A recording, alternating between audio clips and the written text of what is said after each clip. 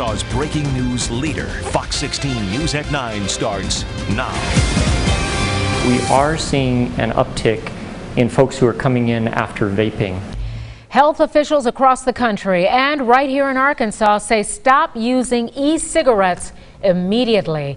Good evening, everyone. Thanks for joining us for Fox 16 News at 9. I'm Donna Terrell. I'm Kevin Kelly. The urgent warning coming tonight from the Center for Disease Control and Prevention after multiple deaths across the country have been linked to vaping. Fox 16's Mitch McCoy in studio tonight. He's been looking at how Arkansans are being impacted by all of this. Hi, Mitchell. Hi, Kevin. Hi, Donna. Good evening. Right now, hospitals across the state have been told to report any possible cases of vaping-related illnesses to the Department of Health. 2 metro hospitals confirm they have seen patients who vape with medical issues. Vaping is not safe. Tonight, the state of Arkansas and national health officials sending out an urgent warning to vapers. Any form of vaping or e-cigarettes is harmful. The CDC telling people to stop using e-cigarettes.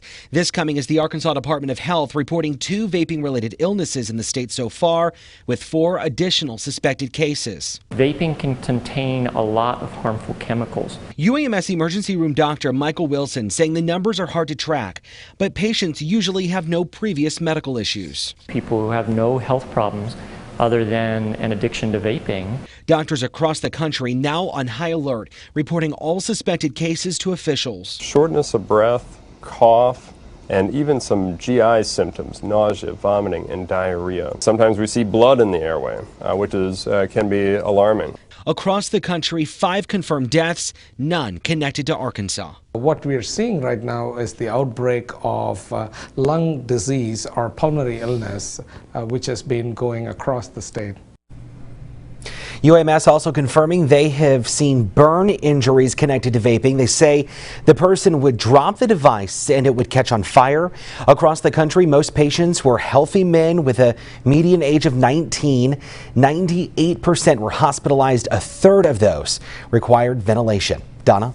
All right, Mitchell, thank you. And this is a story we broke on the Fox 16 News smartphone app. To be the first to get breaking news alerts, you can download the app at the App Store or Google Play.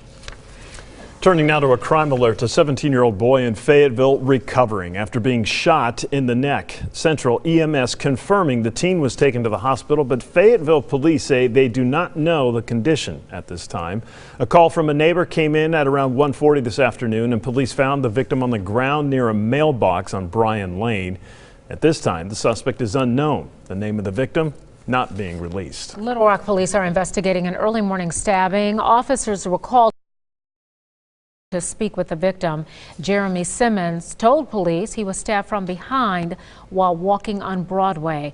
Officers went to that location, but they didn't find a crime scene. No suspect information has been given. Now to a news update out of Logan County, where an arrest has been made in connection to a homicide investigation. Police responded to a domestic disturbance call at a home on East South Street in Boonville Wednesday morning.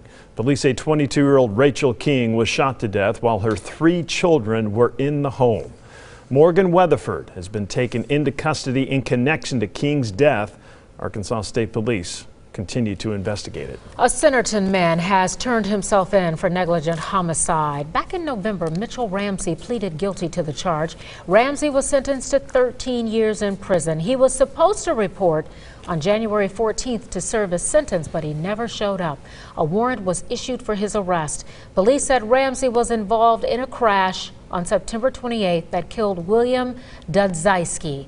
A blood test later revealed Ramsey had a blood alcohol content of .201.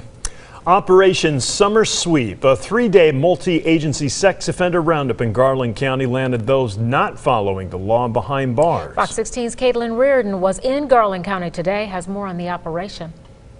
I think they should, check on people. It's something that Garland County doesn't take lightly. Our 2 investigators who are dedicated to sex crimes are constantly checking on these registered sex offenders. In 3 days, investigators from Hot Springs Police, Garland County Sheriff's Office, ASP, the U.S. Marshals, and Homeland Security, with the prosecutor's office in the lead, did a roundup of offenders out of compliance.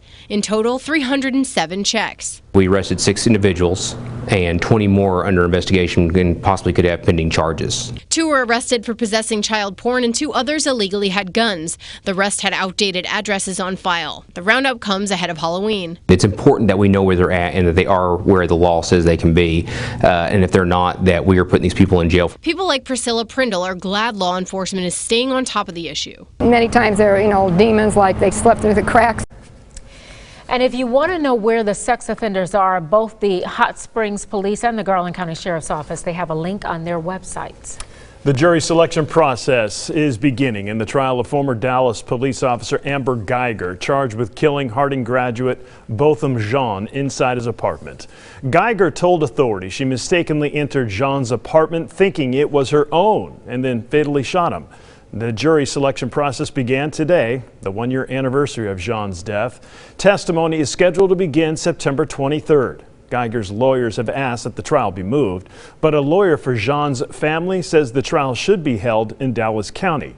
Jean was a native of St. Lucia who worked in Dallas for an accounting and consulting firm. Also today, the Harding University College of Business Administration selected 4 students as inaugural recipients of the Botham Jean Business Scholarship Award in honor of the Harding alum. The scholarship will support historically underrepresented populations as they pursue their degree at the College of Business. Students were chosen for their academic excellence and demonstrated leadership. The scholarship was initially funded for $50,000, but through personal contributions, it grew to more than $600,000. Wow. The Oaklawn expansion is well underway, with construction happening in several areas on the property. They began putting up the steel frames of the hotel late last week and started enclosing the 28,000 square foot expanded casino this week. The new entrance with 280 parking spots will be finished by the end of September. Some locals still have mixed feelings about the expansion, saying they think it could bring more crime. Like my daddy used to say, you got to take the good with the bad, because I think it's going to bring in more revenue and create more jobs. The expanded casino will be completed by late January of 2020, and the hotel, resort, and entertainment center is scheduled to be open in January of 2021. And more good news. The Pines Mall movie theater is officially back open in Pine Bluff. It was sold, renovated, and renamed to Saracen Cinema 8. The owner says upgrades were made to the restrooms, concessions, sound system, and website. 4 movies will be on the big screen tonight, and new releases are coming. All of a sudden, I want popcorn. It's football season, and many fans are buying tickets to attend the games. Coming up, a few tips from the state's Attorney General so you don't become victim of a scam. And a young student bullied for making a homemade t-shirt to represent his favorite football team. Now, people from several states stepped up and came together to support the young fan. You're watching Fox 16 News at 9 with Donna Terrell, Kevin Kelly, sports with Wes Moore, and Chief Meteorologist Jeff Baskin. This is Fox 16 News at 9.